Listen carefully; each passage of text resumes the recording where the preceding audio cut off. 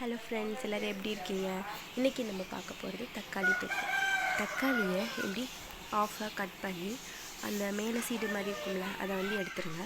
அப்புறம் எண்ணெய் சட்டியில் எண்ணெய் ஊற்றிக்கோங்க. எண்ணெய் ஊற்றி எண்ணெய் காஞ்சோன்னு தக்காளி அரிஞ்சு வச்சுருக்கோம்ல, அதை அந்த எண்ணெய் சட்டியில் போட்டு நல்லா தோல் பிரிஞ்சு வர அளவுக்கு நம்ம வதக்க போகிறோம். தோலெல்லாம் பிரிஞ்சு ஒரு கரெக்டான பதத்துக்கு வரும், எண்ணெய் பிரிஞ்சு அந்த மாதிரி நம்ம அதை வதக்க போகிறோம்.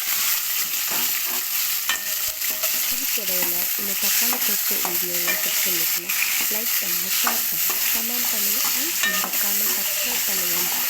இப்போ என்ன பண்ண போகிறோன்னா அதை நல்லா ஃப்ரை பண்ணி வச்சுக்கோமா. நல்லா பார்த்தீங்கன்னா தெரியும், நல்லா ஃப்ரையாக இருக்கும். உண்மையிலேயே நல்லா கிண்டிக்கிட்டிங்கன்னா எண்ணெய் தனியாக உங்களுக்கு பிரிஞ்சு வரும். தோசை, சாதம், சப்பாத்தி இதுக்கெலாம் ரொம்ப சூப்பராக இருக்கும் இந்த தக்காளி தொக்கு. நல்லா க்ளோஸாக பார்த்தீங்கன்னா தெரியும் உங்களுக்கு, இந்த தோல் இப்படி உறிஞ்சின மாதிரி வரும் பாருங்கள். அதுக்கிடையில் சைடில் ஒரு கடாய் வச்சு அது நல்லா காஞ்சோங்க. ஒரு 2 ஸ்பூன் கடுகு கொஞ்சம் போட்டுக்கோங்க. வெந்தயம் இருக்குல்ல, அது ஒரு அரை ஸ்பூன் போட்டுக்கோங்க. அரை ஸ்பூன் போட்டு இது நல்லா வெடித்து வரணும்.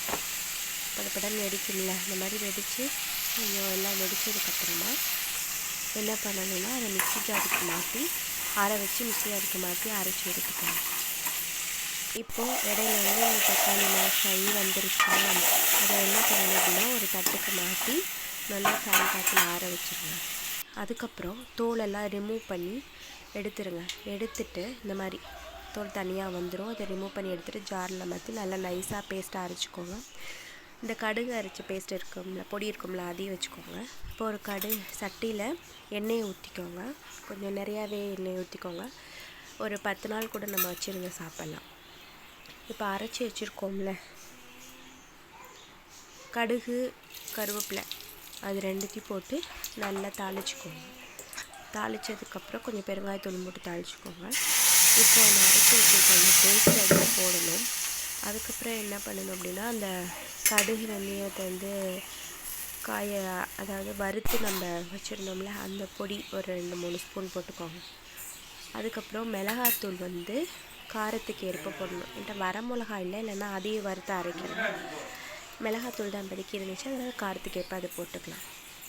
அதுக்கப்புறம் தேவையான அளவுக்கு உப்பு இதையும் போட்டு அதை நல்லா மூடி வச்சு நல்லா கொதிக்க விடுங்க.